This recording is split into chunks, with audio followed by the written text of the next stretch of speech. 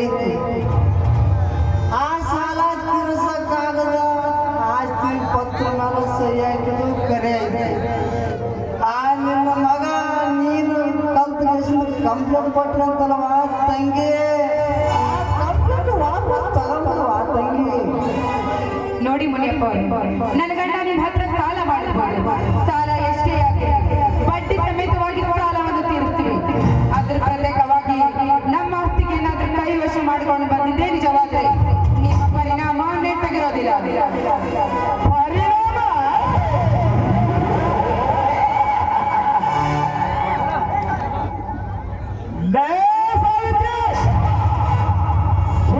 ನಾವು 7 ಗಂಟೆ ಕೇಳಿ ಸಹಿ ಹಾಕಿ ನಿನ್ನ ಮಗನನ್ನು ಕರೆದುಕೊಂಡು ಈ ಊರ ಬಿಟ್ಟು ಹೋದರೆ ಸರಿ.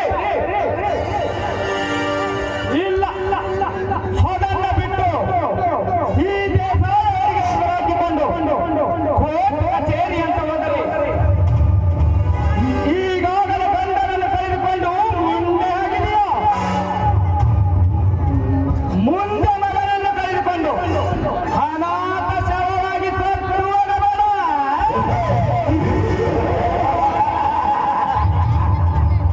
ಏ ದೇವೇಂದ್ರ ದೇಸಾಯಿ, ಈ ಮಾತಿಗೆ ಹೆದರಿ ಊರು ಬಿಟ್ಟು ಹೋಗೋ ಹೆಣ್ಣು ನಾವಲ್ಲ ಕಣೋ. ನೋಡು, ಈ ನಿಂತ ಜಾಗದಲ್ಲಿ ಈ ರೀತಿ ಮಾತನಾಡಿದ್ದು ನನ್ನ ಮಗನಿಗೆ ಏನಾದ್ರೂ ಗೊತ್ತಾಗಿದೆ ನಿಜವಾದ್ರೆ ನಿಂತ ಜಾಗದಲ್ಲೇ ನಿನ್ನನ್ನು ಸಿಸಿ ಬಿಸಿ ರಕ್ತ ಕುಡಿತಾನೆ ನನ್ನ ಮಗ ಪ್ರಶಾಂತ್.